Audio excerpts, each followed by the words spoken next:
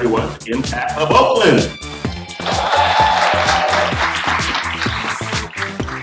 Welcome to the forum, Oakland The New Frontier. Here is the development proposed actually on the BART site where there used to be cars. There will now be mixed-use development. So that's housing, that's retail, and office. So because of a lack of resources for affordable housing, we're looking at this $500 million bond.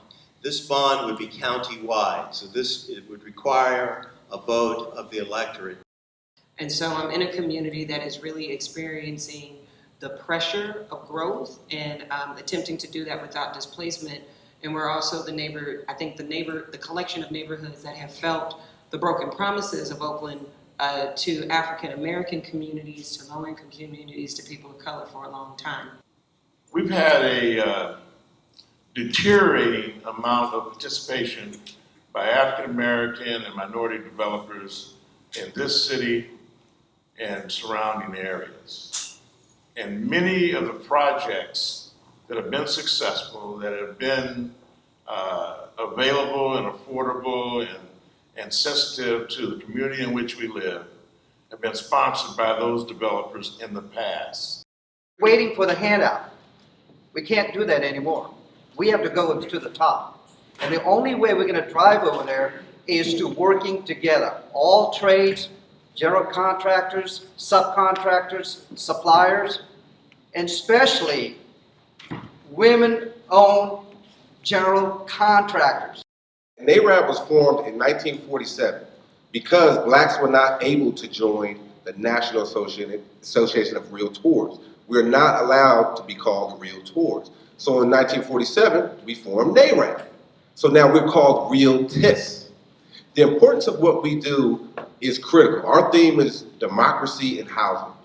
What can developers of color reasonably do to contribute equitable growth to our community? What is equitable growth, or what is equitable development? To me, it means that the people who live in this community have the ability to stay in this community if they choose to and if they want to, and they should be able to afford to.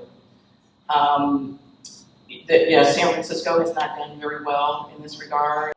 Capital has always been the big qualifier or disqualifier. It's one of the big reasons why there's so few of us right now in this industry. I mean, our industry is fueled by capital.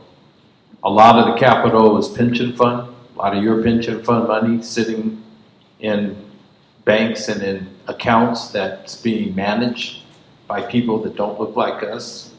And they tend to work with their friends, and they tend to make those opportunities available to their friends to invest. Okay, I had an architecture background, but I didn't want to be a contractor. I wanted to have an opportunity to be a developer, because developers are really sitting at the head of the table, having the opportunity to make decisions that influence what happens. And as a result of that, it would allow me, allow my company, allow all of us to be in a position to influence where the money goes and trying to have an opportunity for some of that to go back into our community. There is no silver bullet. There is no one strategy that you've heard so far that's going to resolve the issues that have been decades in the making. And so I just want to be really clear that when Supervisor Miley is talking about the bond, or Council President McElhaney is talking about the infrastructure bond, we actually need all of these things to be working together, and everyone in this room to be working together to have a small impact on the colossal problem that we have been creating in this region for at least 50 years.